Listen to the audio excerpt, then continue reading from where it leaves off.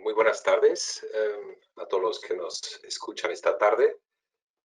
Bienvenidos a esta segunda reunión que celebramos en el ciclo de encuentros que hemos querido llamar La Hora Con, en la que presentamos un CEO de una de nuestras empresas asociadas para que nos converse, que nos explique un poco cómo se sitúan actualmente en la crisis, ojalá ya terminante, ya termina de COVID, por lo menos en la parte aguda, cómo se sitúa en el mercado, y también queremos siempre dar a conocer un poco la persona como tal.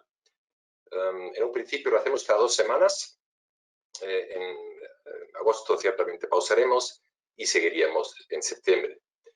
Hoy nos vamos a encontrar con Darío Vicario, CEO de ThyssenKrupp. Buenas tardes, Darío.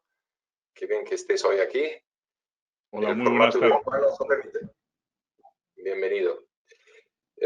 Este ciclo nos lo hemos inventado a raíz, es uno de los productos del COVID, porque es muy difícil concertar con alguien con la agenda muy llena a encontrarse, desplazarse, ir a un sitio y tal y cual, pero es mucho más fácil avisando con cierto tratamiento: mira, resérvame media hora, 3/4 hora, tal o cual día, y si no puedes tú es otro. Esto es posible, el COVID lo ha hecho posible, nos hemos digitalizado todo. Bueno, aprovecharemos bien esta media hora, un poquito más, quizás los últimos 10 minutos lo dedicaremos a responder alguna pregunta que nos quieran hacer nuestros invitados. Desde ya, invitarles a formular sus preguntas en el chat que ustedes verán ahí, que se puede usar. Los vamos a ir acumulando y ya más o menos después de media hora pues intentaremos dar respuesta a las preguntas que quieran formularnos. Bueno, primero presentar brevemente a Darío Vicario. Darío es lo que no es lo más importante, es miembro de la Junta Directiva nuestra desde hace 2 años. Gracias por apoyarnos también desde la Junta Directiva, Darío. Es CEO de ThyssenKrupp desde hace 3 años en España, Portugal y África. Luego hablemos un poco sobre esta curiosa forma de organizarnos las empresas alemanas, que muchas veces decimos España, Portugal y África. Y en algunas empresas hay algún país latinoamericano que también cuelga de alguna forma de la estructura peninsular.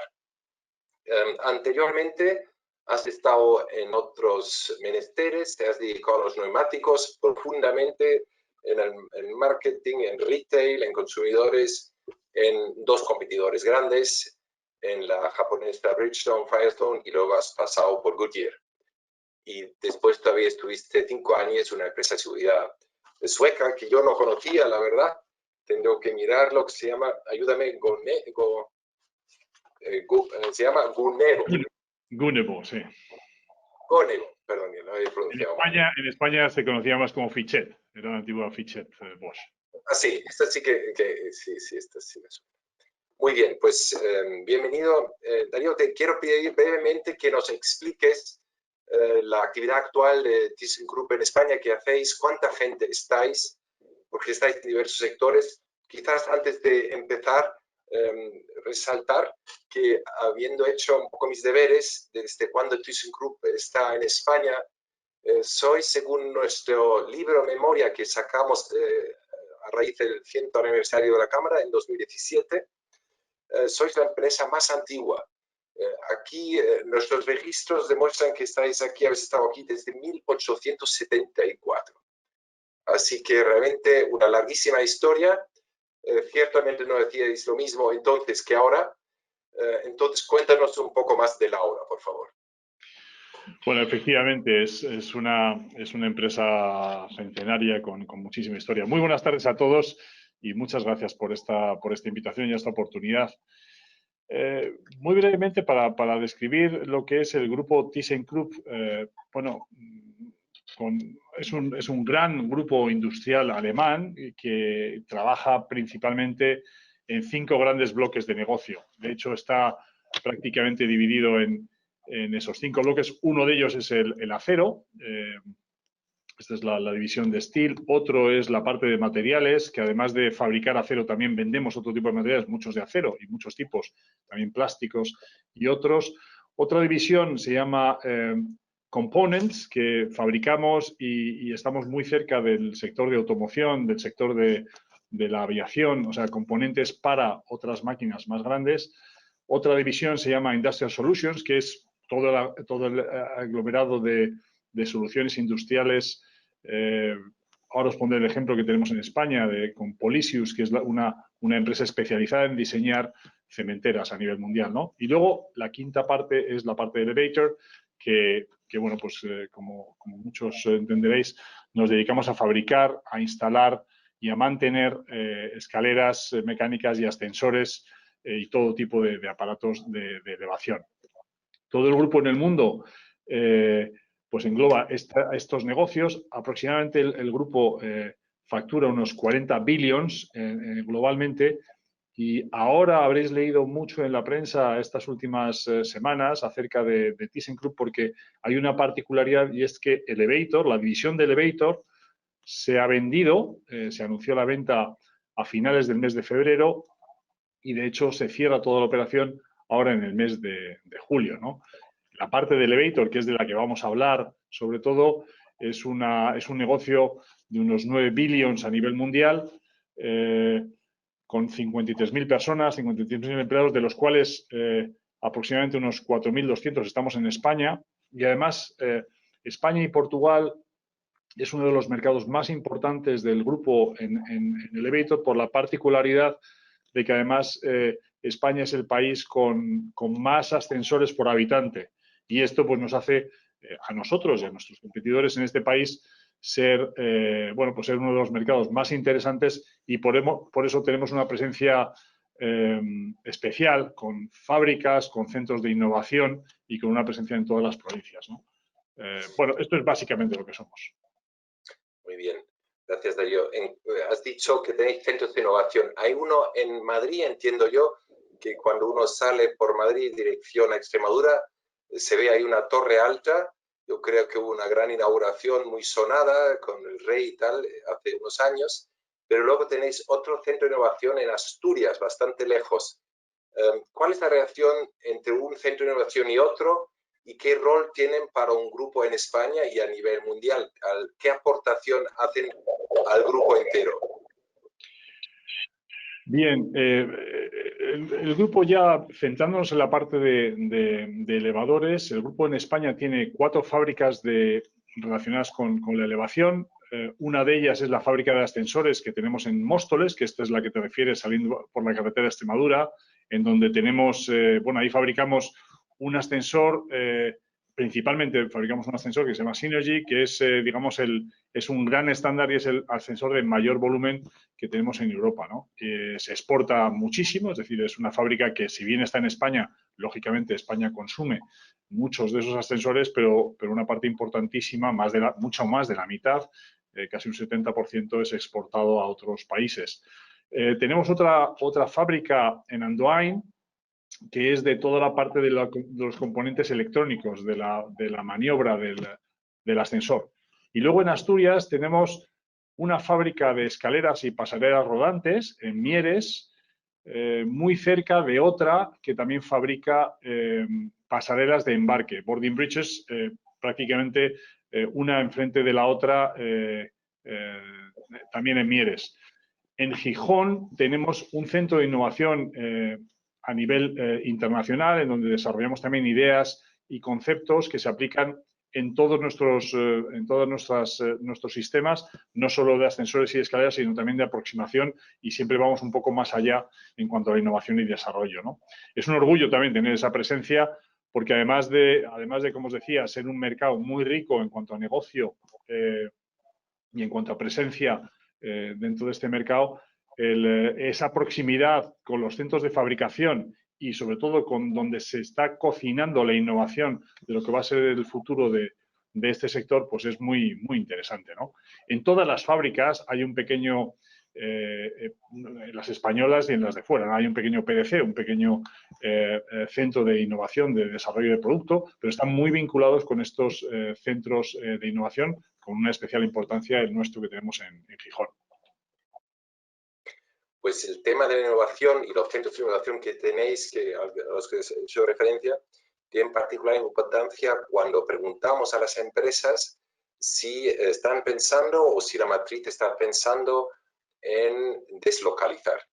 Tradicionalmente, en el momento que tú no tienes un valor añadido importante, donde eres fácilmente sustituible, corres mayor riesgo que algún país donde hay alguna ventaja competitiva, por ejemplo, respecto a los sueldos, pues se lleve una fábrica. En la última encuesta que hemos hecho hace bastante poco, en colaboración con el DHK, con nuestra central en Alemania, se preguntó también a las empresas a nivel mundial si pensaban actualmente en deslocalizar hacia otros países. Entonces, la posibilidad que se hacía, que tú podías responder, es si se deslocalizaba hacia Latinoamérica, hacia Asia, hacia otros países, hacia Europa y Alemania, etc. Para mí, la gran alegría, la leí hace pocos días, que en este momento en la España, de las empresas que nos han recibido, ni una sola ha hablado de un peligro de deslocalización. El COVID también ha hecho entender, más allá del tema de innovación, que es un seguro especial, que tener los centros de trabajo más cerca, más que lejos, es una gran ventaja competitiva. Así que os felicito por la innovación centrada en España, porque esto para el futuro, digamos, desplazamiento industrial de España debe ser una buena noticia. Así me lo puedes corroborar probablemente, ¿no? Que eso es un plus importante para un grupo. Tú has estado en otros grupos multinacionales y una cosa es vender simplemente y otra cosa es saber vender algo que se produce localmente y se innova localmente, ¿no? No, efectivamente, así es. Y de hecho es un orgullo el tener, además, en esta compañía tantas cosas, tantas patas diferentes del negocio dentro de un país, lo que es, sin duda, no es casual, es fruto de muchísimo trabajo, mucha visión desde hace años para ir alimentando este negocio. Pero además, en este momento tan especial que estamos viviendo, y no estoy hablando de la pandemia, hablo precisamente de nuestro momento de venta, de separación del negocio de Elevator, del resto de la matriz de ThyssenKrupp, al convertirnos en una compañía standalone, que vamos a empezar a trabajar con unos inversores que han apostado además de una manera tremendamente interesante en nuestro crecimiento y en la valoración de este negocio tan interesante, pues probablemente cobra más importancia todavía el tener esta implantación que sin duda queremos sustanciar y además hacer crecer, ¿no? Yo creo que en este caso se juntan dos aspectos. Uno es el tremendo conocimiento que hay, no solo tecnológico y además de las raíces de este negocio en todos sus orígenes, con una muy intrincada vinculación con nuestros clientes en todo el país, en toda la península ibérica, no solo clientes residenciales, nuestro principal, el mayor número de clientes nuestros son comunidades de vecinos residenciales donde hay ascensores, pero también muchísimos institucionales y empresas muy grandes de cierto tamaño y además infraestructuras que hacen ver que ThyssenKrupp ha tenido históricamente y sobre todo tiene un presente tremendamente fuerte en cuanto a innovación, ¿no? Ahora, pues probablemente podremos hablar de algunas innovaciones muy recientes que hemos tenido también dentro de esta situación, ¿no? Donde tenemos el tema de la pandemia, que al final, pues bueno, nos ha hecho reaccionar y dar un paso importante. Sí, yo preparándome un poco a esta reunión de esta tarde, he estado mirando en nuestra página web las últimas noticias en el newsletter que enviamos una vez cada X semanas y me encontré con una noticia que en el marco del COVID, no sé si justamente ha sido, digamos, casualidad, habéis desarrollado una aplicación por la cual, mediante móvil, mandas la orden del piso al que quieres ir, por lo cual puedes evitar tocar el mando, el cuadro de mando en un ascensor tocado ya por 40 personas antes de ti. Así me ha hecho mucha gracia que hasta para ir en el ascensor hoy se usa una app. Lo habéis hecho en colaboración, ¿no es verdad?, con vuestros centros precisamente de innovación y de multimarca aquí en Móstoles y luego en colaboración con Exentis, creo que ya, ¿no?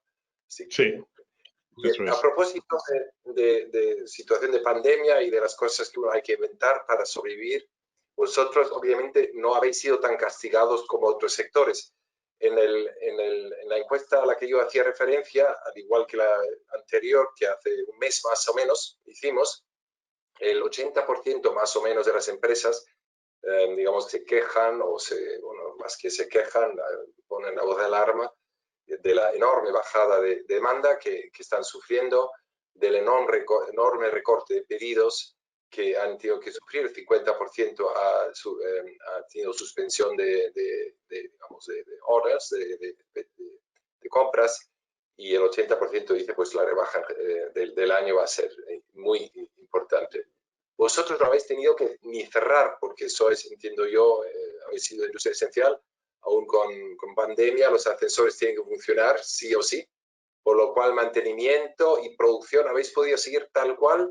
¿Cuál ha sido vuestra particular respuesta a esta situación? Bueno, en el mes de marzo, primeros de marzo, finales de abril, como os decía antes, es cuando se produjo el anuncio del cambio de la compra de ThyssenKrupp Elevator, y solo 2 semanas después fue cuando toda esta explosión empezó en España, ¿no? Se produjo el estado de alarma.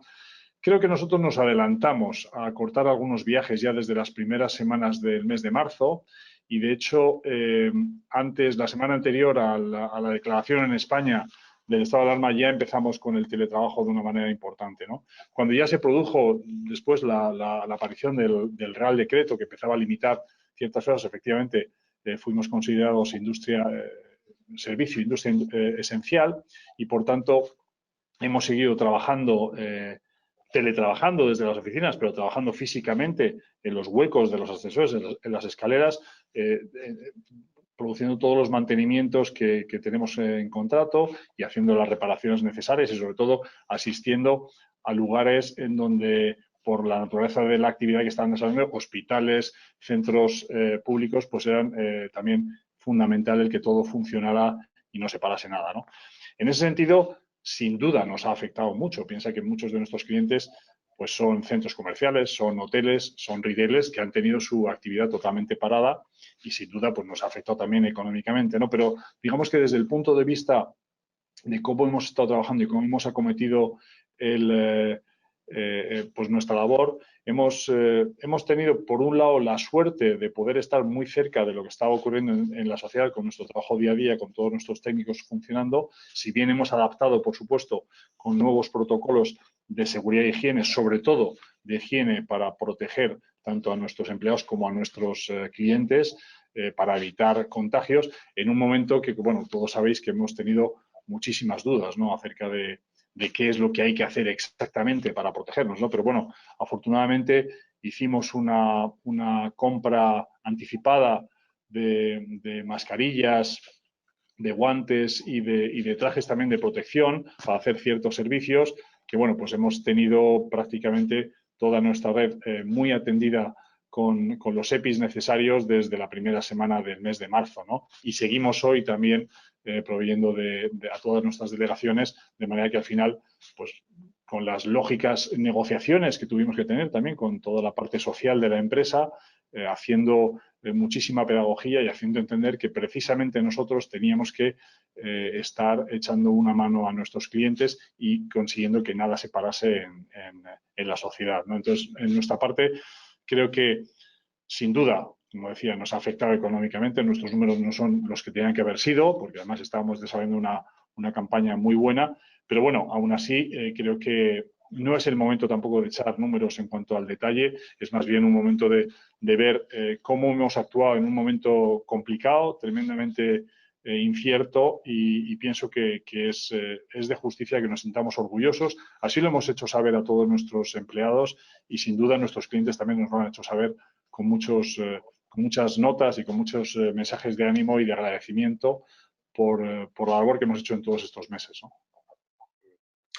Pues probablemente el negocio de ascensores, una vez que se recupere cierta normalidad, es decir, los centros comerciales vuelven a abrir, las empresas vuelven a funcionar aunque sea con la mitad de la plantilla, todo en home office, el negocio, digamos, básico sigue funcionando. En nuestra oficina, para no ir más lejos, hemos estado pues un mes sin hacer nada, sin aparecer por ahí, luego lo hemos abierto, con un mínimo de presencia, y a partir de ahí el ascensor ha vuelto a funcionar. Es decir, si hubiese habido un problema de mantenimiento, pues habría que haber llamado, ¿no?, a la empresa de mantenimiento. Así que realmente esto vuelve a normalizarse rápido, más rápido que en otros sectores. Quizás también nos puedes decir algo de lo que vais viendo del ámbito de la construcción. La construcción es de las primeras que volvieron a, digamos, abrir con ciertas cautelas por la importantísima aportación al PIB también. Entonces, en teoría, vais también parte de vuestro negocio, supongo al menos, de la mano de la dinámica de la construcción. ¿Cómo va la construcción en España? ¿Qué futuro le auguras de aquí a 6 meses, 12 meses? ¿Y qué, desde el hecho que sois proveedores de ello, vais notando?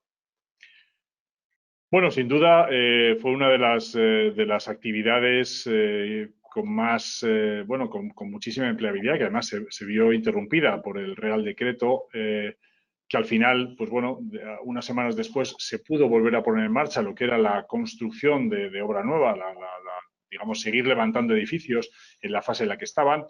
Las reformas y sobre todo algunas de las intervenciones que nosotros hacemos en los ascensores, no tanto las reparaciones, sino las modernizaciones, que viene a ser prácticamente una pequeña reforma del edificio en la parte de la escalera, y las rehabilitaciones, que es el colocar un ascensor en un edificio donde no lo tiene, sobre todo para ayudar a personas.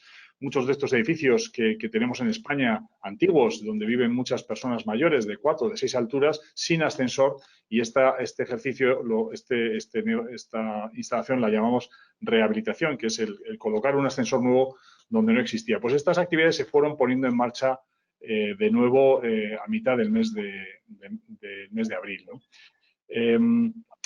La construcción desde el punto de vista de promoción, en donde España tiene un músculo tremendo, porque es verdad que hay un gran conocimiento en cuanto a promotores, en cuanto a constructores. Creo que la famosa crisis del ladrillo anterior pues nos hizo ver muchas de las cosas que se podían haber mejorado, y toda esa industria, toda esa capacidad que existía en nuestro país de conocimiento se ha ido adaptando mucho a los nuevos tiempos, y además hay una gran capacidad, ¿no? Bueno, pues de momento las cosas siguen adelante, ¿eh? Yo creo que la gran incógnita que tenemos todos ahora por delante es ver qué pasará a mediados del mes de septiembre, octubre, cuando volvamos de los fastos del verano y ya pues el calor este acuciante que tenemos en nuestro país pues se vaya, y volvamos un poco a esa, no sé si nueva realidad, ¿no?, o normalidad, en donde desgraciadamente muchos de las actividades comerciales además habrán sufrido por no haber recibido además una parte importante del alimento económico de España, que es el turismo, que sin duda pues se va a ver afectado también durante estos meses de verano. Pues veremos cómo reacciona a partir de ahí. Pero en ese sentido somos optimistas, ¿eh? Pensamos que muchas de las empresas y de los negocios, bueno, pues están adaptándose y están haciendo mucho trabajo ahora todos estos días, tratando de avanzar ideas en cómo van a poder acometer esta continuidad de lo que pase en nuestra economía. Entre todos tenemos que seguir empujando para que todo siga adelante. Bueno, digamos con unas perspectivas moderadamente optimistas, al menos para vuestro sector, en la parte que depende de construcción, también mantenimiento, como decía yo antes. Yo creo que no cabe otra que tiene que funcionar. Decíamos al principio que también tienes responsabilidad sobre África. Esto nos suena muy raro, muy lejos, es mucho más cerca de lo que pensamos, y para más de una empresa alemana es un mercado que también se va de aquí. De hecho, en nuestras encuestas que hacemos de vez en cuando, pues el 40% de las empresas que están aquí tienen alguna bueno, pues autoridad o jerarquía o responsabilidad, como se quiera llamar, sobre otro país. Suele ser Portugal, creo que es el 60% o así. y luego Latinoamérica y África también unos cuantos. Vosotros sois de los pocos, creo que es una de 20, que también tiene alguna responsabilidad sobre África. Cuéntanos un poco del negociado de África. Me imagino que para muchos de nosotros supone una curiosidad que desde Madrid, desde Móstoles o donde sea, pues se lleve negocios en qué parte de África. Cuéntanos un poco. Bueno, de hecho, el negocio que tenemos en África, a diferencia, África no es un mercado, realmente son muchos mercados y en situaciones muy diversas, ¿no? Cada uno de los países. La situación de negocio que tenemos en África es diferente a la que tenemos en Iberia. De hecho, nuestra unidad de negocio se llama IVA, por lo de Iberia y África, ¿eh? Entonces, en la parte de Iberia, España y Portugal tenemos un negocio, como os decía, tenemos tres negocios: el negocio de nuevas instalaciones, el negocio de modernizaciones y el negocio de servicios, donde están pues, los mantenimientos y las reparaciones. En África, en todos aquellos mercados, tenemos solo el negocio de nuevas instalaciones. Ahí trabajamos en cada país con distribuidores que están muy cerca de donde se produce todas las obras y todas las infraestructuras, y estamos desarrollando negocio con ellos. Ahí somos proveedores de producto y de tecnología y, por supuesto, también somos los que hacemos la puesta en marcha de todos esos aparatos, pero principalmente trabajamos con ellos de manera que al final no tenemos, dejándoles además a ellos toda la parte del servicio y de la venta de repuestos posterior, ¿no? Entonces, hay una clara diferencia en cuanto a la actividad que tenemos en nuestros mercados.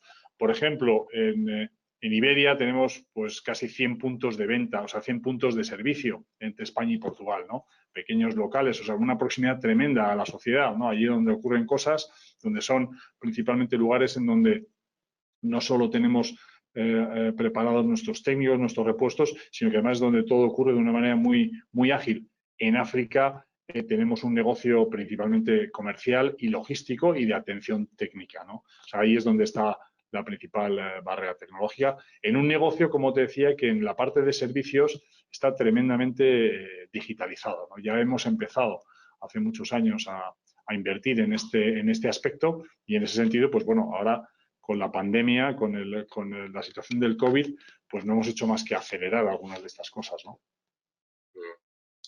Muy bien. Nos vamos acercando al final de la primera parte, un poco más empresarial.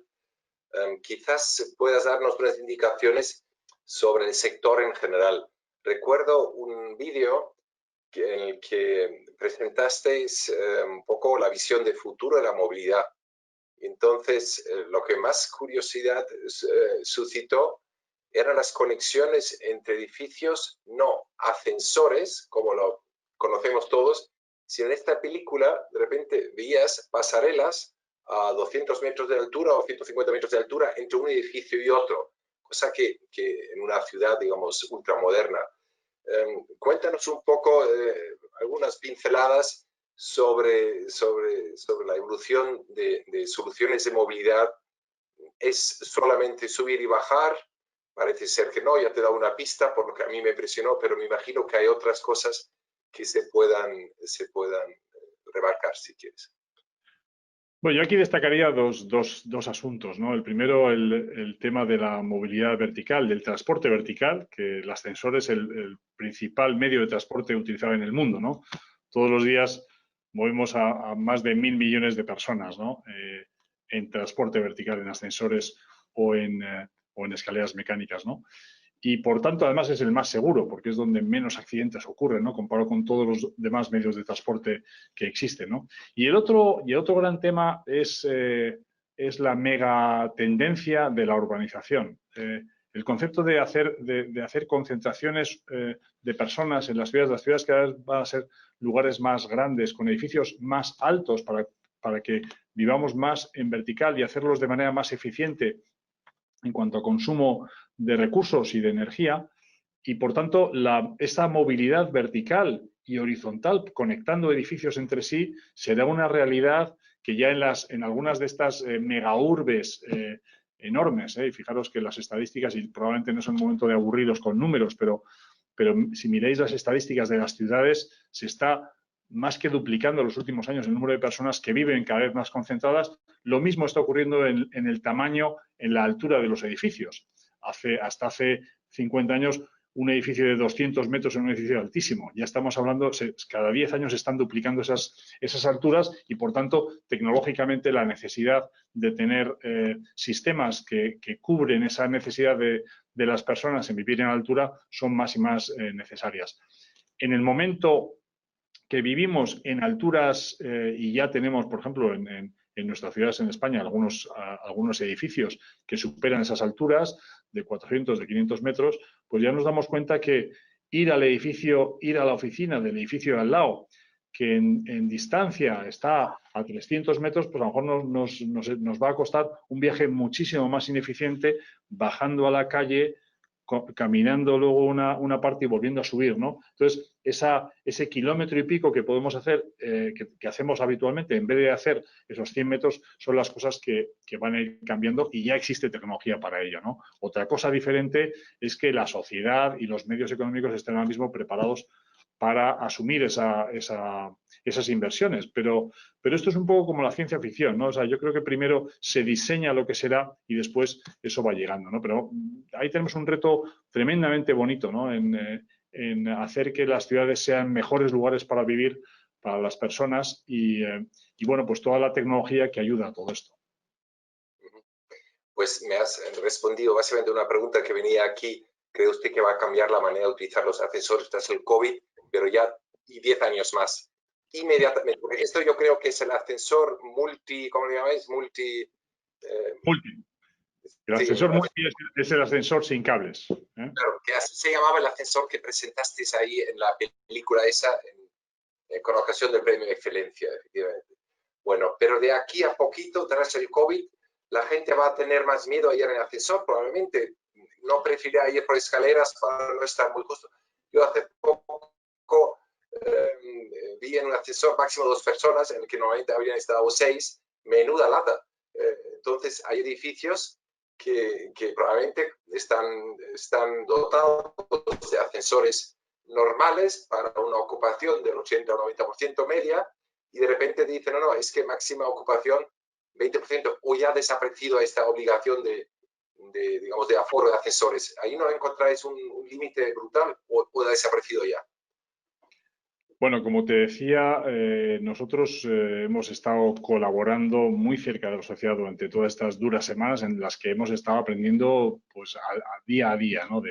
de todo esto, además no solo por requerimientos de nuestros clientes, también requerimientos legales. En fin, existe ahora mismo una normativa aplicada, es decir, es ley en cuanto a que tenemos que estar protegidos con mascarillas cuando salimos a ciertos lugares y tenemos posibilidad de no estar separados esta distancia social del 1,5 metros, y claro, eso ocurre en los ascensores, ocurre también en las escaleras mecánicas. Nos hemos volcado en ese sentido en desarrollar señalética amable para colocar en todos los ascensores, recordar a nuestros clientes, pues bueno, que tienen que seguir manteniendo esta distancia social, ¿no? El cuánto tiempo va a durar esto, en realidad no lo sabemos, ¿no? Yo diría que se han hecho críticas quizá a la forma de acometer las medidas sociales en los diversos países atendiendo a la responsabilidad de los ciudadanos, ¿no? Yo creo que en España somos personas educadas, personas responsables, que somos capaces además de entender esto. Yo creo que ahora mismo está todo previsto. ¿Qué es lo que cambiará? Probablemente, pues bueno, oye, ojalá vayamos teniendo menos presión del virus. Ya no solo que aparezca la vacuna, sino que además pues, los efectos vayan siendo menores y sobre todo se nos vaya pasando un poco ese miedo que se ha metido en muchísimas personas. Ya no hablo de los ascensores y de los pasamanos, que parece que de alguna forma el botón del ascensor y el pasamanos de las escaleras pues se convertían en los centros más peligrosos de tocar, ¿no? Que ni mucho menos lo son. Pero aún así hemos desarrollado también servicios para limpieza y desinfección de cabinas, para también limpieza con rayos ultravioletas de los pasamanos de las escaleras, servicios que hemos puesto ya en bastantes centros comerciales. Y luego, sobre todo, pues esta aplicación de la que hablabas de la botonera virtual bajando un código BIDI al teléfono móvil, ¿no? Que lógicamente son tecnologías que ya teníamos a nuestra disposición en cuanto a la digitalización, pero hemos querido aplicar precisamente para facilitar estas cosas a los ciudadanos, ¿no? Yo, más allá del negocio, sí me gustaría lanzar un mensaje para todos, ¿no? Sobre todo todos los que tenemos ciertas responsabilidades sociales y en empresa, el que luchemos por quitar el miedo a la gente. No estoy hablando de quitar la prevención, pero creo que el miedo es algo que no ayuda a una sociedad a desarrollarse normalmente. Con esta intrusión tan brutal de la pandemia, pues a todos nos ha entrado muchísimo miedo. Nos ha entrado un miedo, si quieres, que nos superaba, además, no sabíamos exactamente por dónde cogerlo. Y tenemos que luchar fuertemente en vencer ese miedo para ir entrando en esa normalidad, en principio mental, ¿no? De afrontar las cosas con una cierta normalidad y con valentía y no quedarnos un poco recogidos esperando que algo cambie o que alguien nos diga que tenemos que cambiar de la forma de trabajar. Por eso yo pienso que la distancia social y todas estas indicaciones que ponemos en señalética, pues bueno, están haciendo su labor educativa y pedagógica, pero también serán las personas las que lo usen de una manera mucho más responsable. En las semanas de confinamiento obligatorio, sobre todo en las primeras semanas en las que no podía uno salir prácticamente de casa, pues todos hemos tenido más ocasión de coger un libro, de conversar con la mujer, o de estar en silencio, o en fin, por lo menos no tener las actividades que tenemos normalmente para irnos a descansar a cualquier sitio. Esto nos ha hecho reflexionar a muchos más. He tenido conversaciones muy interesantes, como todos, probablemente más interesantes que en otras ocasiones, sobre los sentidos o no sentidos de la vida, de vida y muerte, en fin. Me gustaría, para ir terminando, pues hacerte unas preguntas un poco más personales. Cuando vas a la oficina, o cuando vuelves a la oficina, ¿qué es lo que te motiva más? ¿Qué es lo que más te gusta de tu vida profesional? Y bueno, si nos quieres hablar un momento de familia, si hay otros retos que tienes, he entendido que eres también deportista, quizás nos puedes hablar de unos flecos ahí, en valores, qué es lo que te motiva en la oficina particularmente, y algo privado también que compartamos con Darío Vicario, que no es solamente CEO, sino persona, en primer lugar. No, sin duda. Además, una persona pues bastante regular en el sentido de normal. Quiero decir que estoy casado, estoy felizmente casado con dos hijas, bueno, mayores, ya no son ni siquiera adolescentes, ya la mayor está estudiando, va a empezar tercero de carrera y la pequeña empezará ahora dentro de poco, en el mes de octubre, empezará primero. Y las dos, bueno, la mayor está viviendo en Inglaterra y la pequeña se va para allá también ahora, o sea que nos vamos a quedar solos, ¿no? Pero bueno, muy felices porque es parte del proyecto que teníamos también un poco en casa, ¿no? Las dos son muy buenas estudiantes y bueno, pues nos tendremos que reinventar también un poco como familia, ¿no? Aunque nos vemos regularmente, porque afortunadamente están en un curso que cada 2 meses pues pueden volver y tal. Pero bueno, mi parte como persona, pues me gusta mucho estar con mis amigos, me gusta mucho el deporte, me gusta mucho pues conversar y como te digo, pues en un vínculo entre yo como soy y mi parte profesional, pues también me ha gustado históricamente y me sigue gustando mucho la formación, ¿no? Creo que el no parar de aprender es parte del secreto de tener mucha hambre de conocer más cosas, ¿no?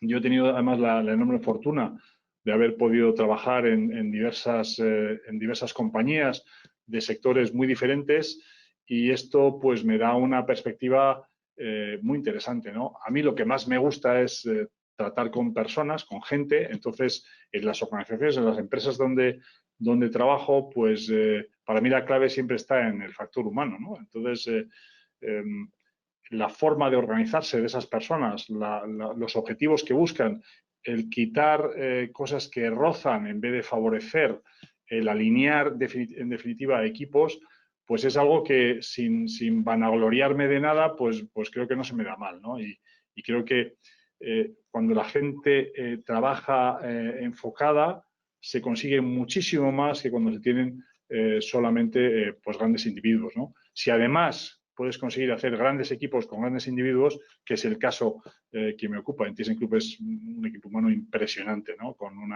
conocimiento del mercado y una expertise más allá de lo que yo podía esperar antes de entrar, ¿no? Pues bueno, ahora ya que estoy en mi cuarto año de esta empresa, pues estoy disfrutando muchísimo, ¿no? Con cómo estamos haciendo las cosas y cómo van saliendo los temas, ¿no?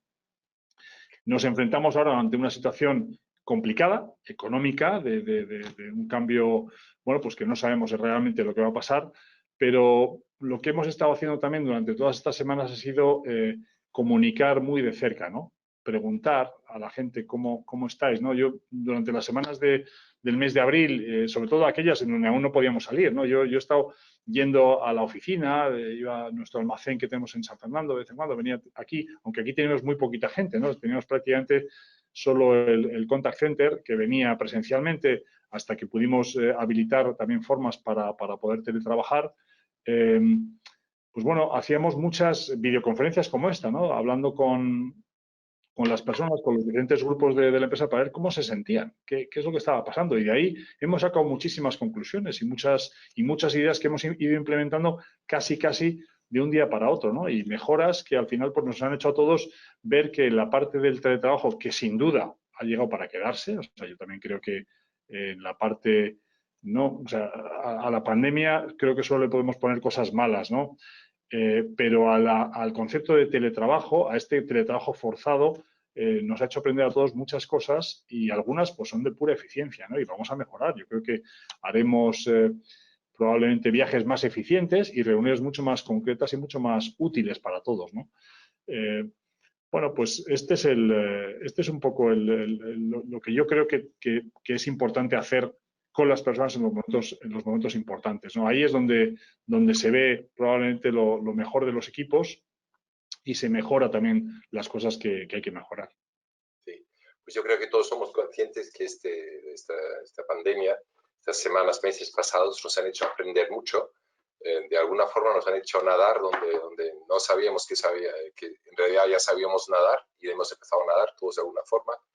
El formato de videoconferencias, la posibilidad de trabajar en casa y no pedir eficiencia, soluciones innovadoras, repentinas, rápidas, cercanía al cliente, capacidad de escucha, más tiempo para la familia, escucha de las necesidades de ahí también. Yo creo que también se puede encontrar siempre cosas buenas, ¿no?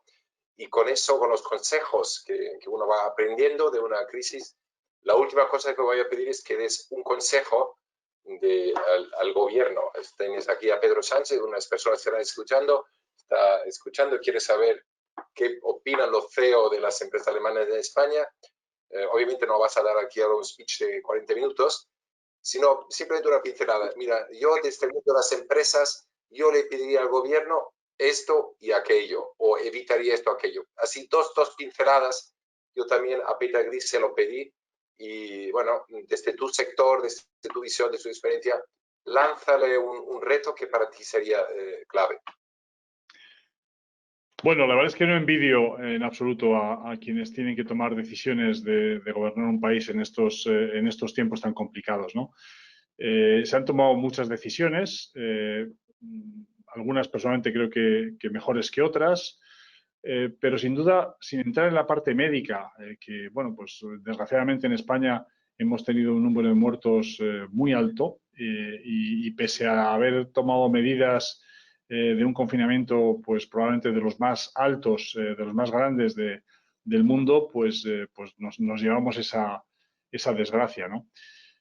Por otro lado, este gran confinamiento, esta gran parada del movimiento económico ha supuesto para muchas empresas un parón brutal y este relanzamiento de la economía y esta absoluta necesidad que tenemos de volver a ponernos en marcha a un ritmo importante, creo que todos aquellos que tienen responsabilidades tienen que tomar parte de ello, ¿no? Ahí le diría a Pedro Sánchez que ponga todos los incentivos que estén en su mano para permitir que los negocios sigan fluyendo.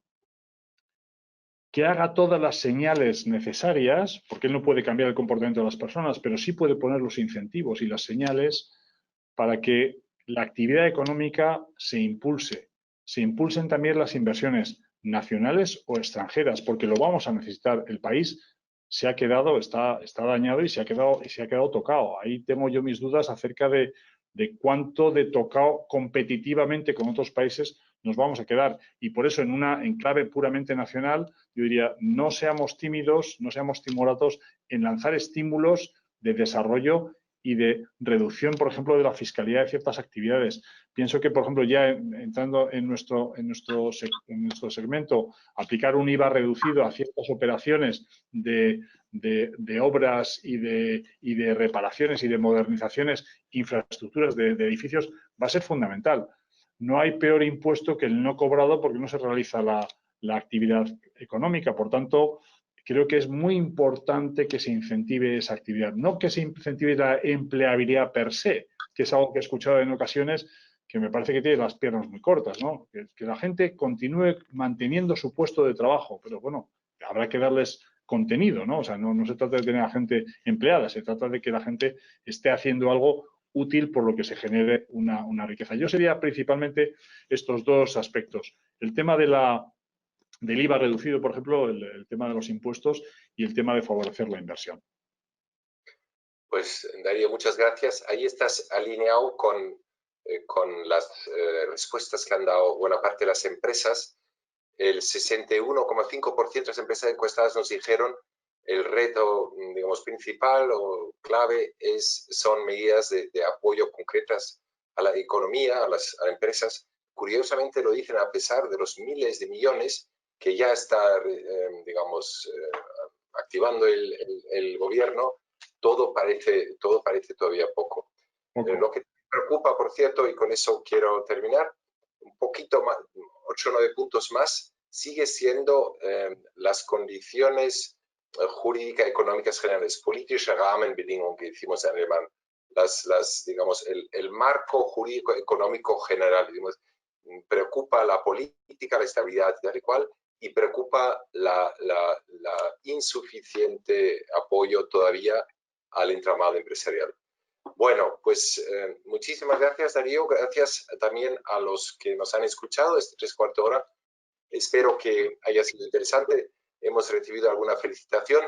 Una de ellas respecto a la app vuestra, Darío, la app esa de hacer funcionar el ascensor con el móvil.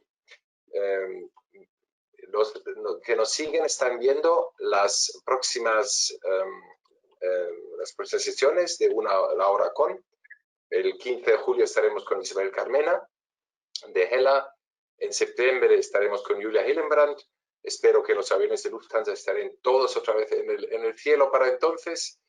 Y luego en septiembre tenemos a Anita Sonnenfloh, CEO de Carl Zeiss Iberia, que es una de las empresas más antiguas de España también. Lo tengo aquí delante, de 1892. Pero le habéis ganado, Darío, porque vosotros sabéis, por si no lo sabías, porque no llevas tantos años con Thyssen, 1876. Bueno, con esto, muchísimas gracias a todos por escucharnos, Darío, por el tiempo, y muy buenas tardes. Un placer. Muy buenas tardes a todos. Muchas gracias por vuestra atención.